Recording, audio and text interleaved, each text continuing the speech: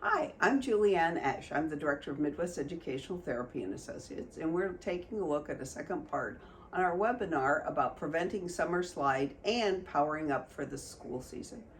For a lot of our students, it's really stressful to even think about going back to school. So if we can help them with some strategies that kind of pump them up a little bit, give them a little confidence, refresh those skills without being dull or boring, I think it makes a big difference in how we start the school year, as well as helping kids feel a little less anxious, a little less worried because they know they're better prepared. So this part of the webinar is going to be on spelling and writing. Spelling is extremely difficult. It's one of those things, if you don't do it a lot, it tends to fade pretty quickly, especially for anybody with executive function issues. So here's a few things that you can do for the summer to kind of help refresh those spelling concepts and also refresh the spelling fluency for your child.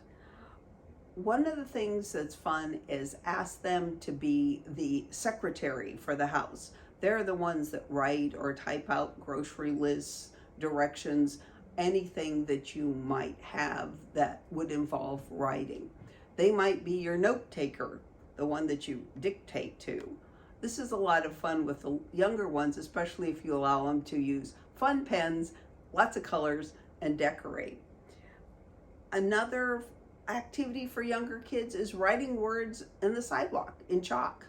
That's a great activity, and you can add some really cool sidewalk art along with it. Playing spelling words like Scrabble or Wordle are really good. That just helps people have a fun kind of way of doing their spelling, and it's great for retrieval. Finally, there's a number of apps. There's some crossword apps that are really a lot of fun, especially if you do it in a high interest area for your child.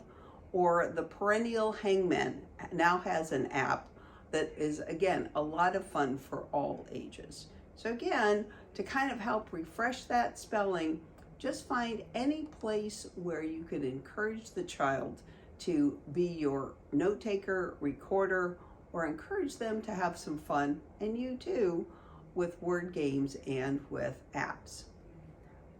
For writing, again, writing is another one of those skills that if you don't practice it, you tend to lose it.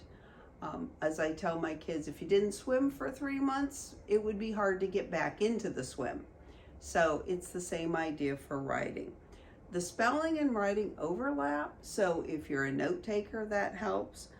But again, you might, especially on a trip, have each individual child, and maybe even yourself, catch some reflections, jot a few keywords about what the day was like. Make a scrapbook where you add a little bit of a paragraph about what each area of your visit was about. Make magnetic sentences with magnetic words or with letters on the refrigerator. Unless you're like me and my refrigerator's plastic. So then you might have to find a tri-board for yourself that you can set up somewhere that everybody can do it. Also, encourage your child to text or email friends. That's again, spelling and writing is a fluency thing. It's like a river. If the more you do it, the easier it gets and the more you want to do it. So I hope these are some helpful tips for spelling and for writing to kind of power back up for school. If you'd like to see more ideas, you can reach us on the web at www.metaoh.org, or we have a Facebook page and a YouTube channel also under Midwest Educational Therapy and Associates. Have a great summer and power up for school. Thanks.